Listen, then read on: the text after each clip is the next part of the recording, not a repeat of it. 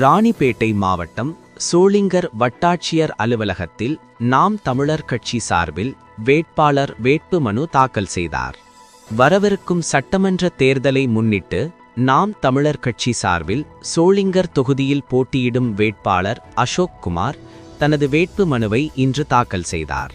திருவண்ணாமலை மாவட்டம் ஆரணி அருகேயுள்ள சேவூர் பகுதியைச் சேர்ந்த 35 வயதான அசோக் குமார் தனது ஆதரவாளர்களுடன் சோளிங்கர் வட்டாட்சியர் அலுவலகத்திற்கு வருகை தந்து தேர்தல் நடத்தும் அலுவலர் மீனா அவர்களிடம் வேட்புமனுவை சமர்ப்பித்தார். இந்த நிகழ்வில் நாம் தமிழர் கட்சி நிர்வாகிகள் மற்றும் தொண்டர்கள் பலர் கலந்து கொண்டு தங்கள் ஆதரவை வெளிப்படுத்தினர்.